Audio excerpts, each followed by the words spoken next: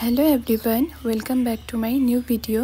আজকে ক্লাঞ্চো প্লান্টগুলির সাথে তোমাদের সাথে পরিচয় করে দিব। আমার ক্লাঞ্চো প্লান্টগুলি দেখো কত সুন্দর হয়েছে, অনেক ছোট ছোট চারাও বেরিয়েছে। আর এই সিজন এদের ফুটার সময় থাকে উইন্টারকালে। তো আমার প্রায় 9-10টার মতো ক্লাঞ্চোর প্লান্ট আছে, তার মধ্যে বেশিরভাগই হচ্ছে রেড কালার, আর এই দুইটা ছোট ছোট পাতা, এই দুইটা হচ্ছে পিঙ্ক কালার। এর আরও অনেক কালার থাকে, সেগুলি আমার কাছে অ্যাভেলেবেল নাই। পরে আরও আমি যখন আনবো তখন তোমাদেরকে দেখাবো গাছগুলি আর ফুলগুলি সব দেখাবো। আর এই যে রেড কালার বেশি আছে আমার কাছে।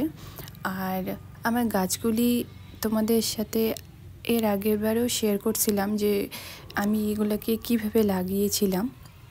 ছোট ছোট 1-2টা গাছ নিয়ে আমি গোবর সার, কিছুটা মাটি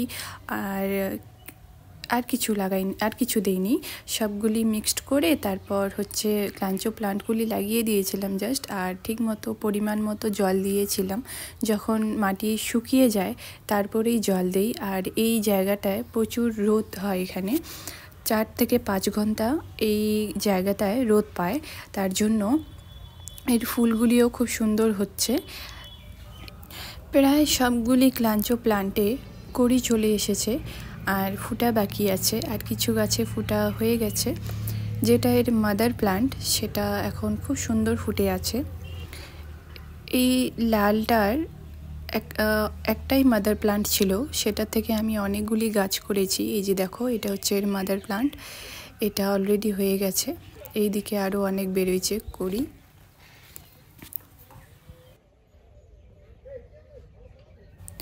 আজকের ভিডিওটা এখানে শেষ করছি, দেখা হবে নেক্সট ভিডিওতে। টাটা।